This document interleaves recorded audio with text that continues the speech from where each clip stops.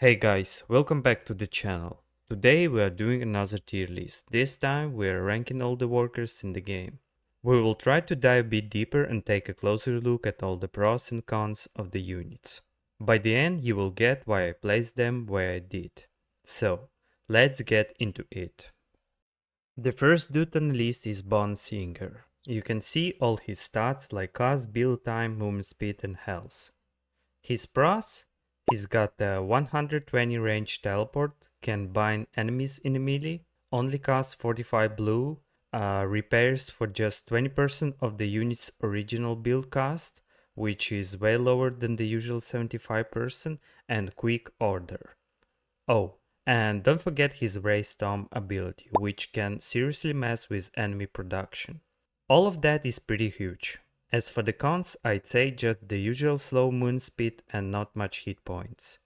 So yeah, this guy basically doesn't have any major downsides for what he offers. And that's why I'm placing him at the top tier. The funniest part is, if it wasn't for the teleport, all of the Bonesinger's other abilities would feel way weaker and would honestly come with much lower cost. But hey, it is what it is.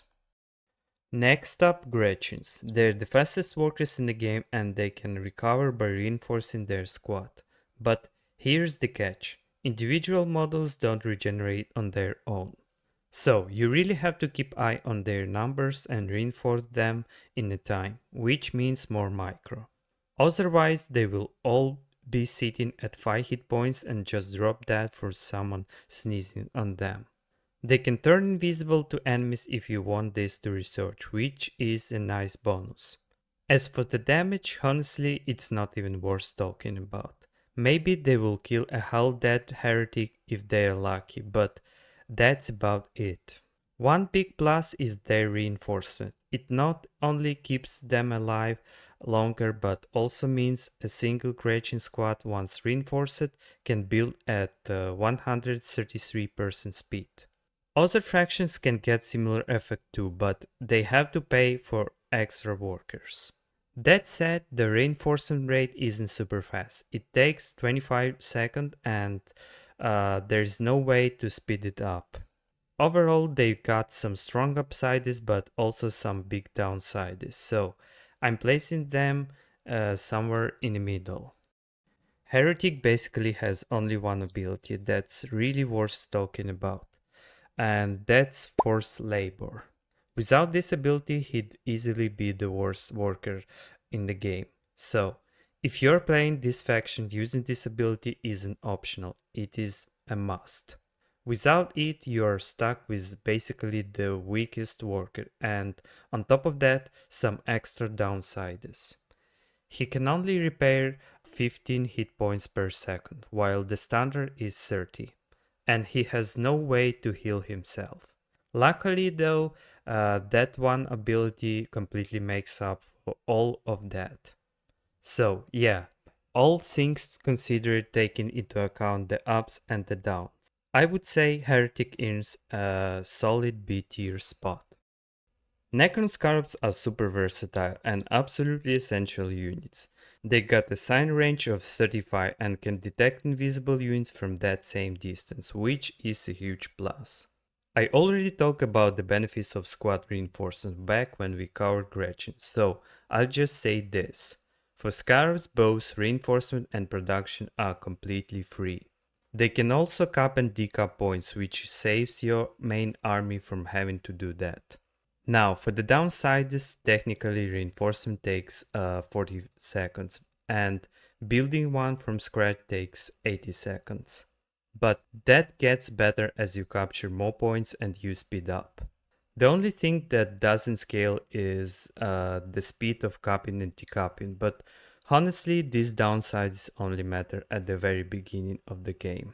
After that you will be free to use them however you want, as the scouts, tanks for sucking up damage, and more. So, if I'm being real, yeah, I mentioned the cons, but only to show they exist. They're not really worth worrying about, they're here just for the balance. It's how the units should be, nothing to complain. Early game they might be a bit of a struggle to deal with, but later on turn into the solid advantage. That's why I'm placing them in the top tier.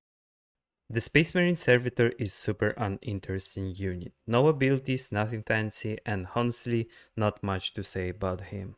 He's got a decent amount of hit points and moves pretty quickly. But the downside, the usual, he is expensive at 75 blue.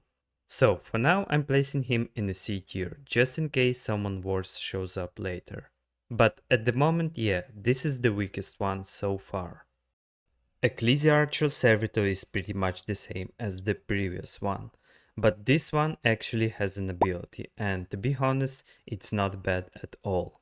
That said, you don't always get the chance to use it, either because it's risky, you might lose the worker, or you are just busy doing something else like building. But if you get the opportunity, it's definitely worth using, and as often as possible, to get the most value out of it.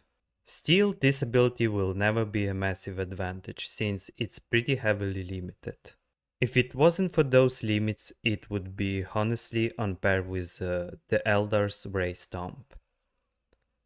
So, with all that in mind, I think B tier feels right for this unit. At the very least, it's clearly better than the previous one. The Tortured Slave has two major threatness. First, he can repair for basically nothing. Second, he can auto-build structures, which frees him up to do other things, while the building finishes itself. And that's free time? You can use it for scouting or just leave him safely on the base gathering souls.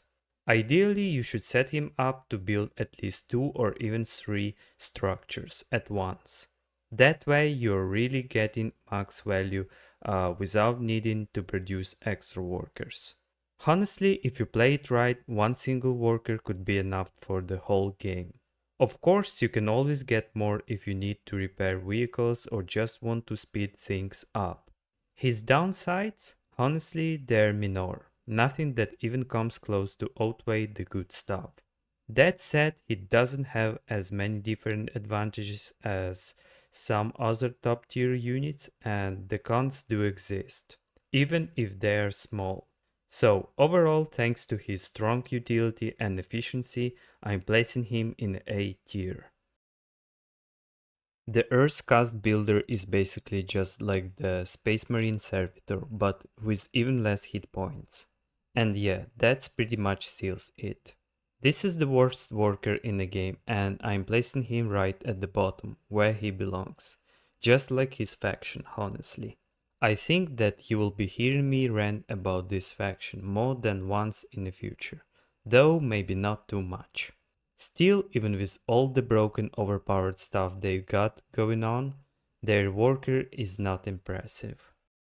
The Techpriest from the Imperial Guard actually has a few solid things going for him. He can repair at 60 hit points per second, which is pretty impressive.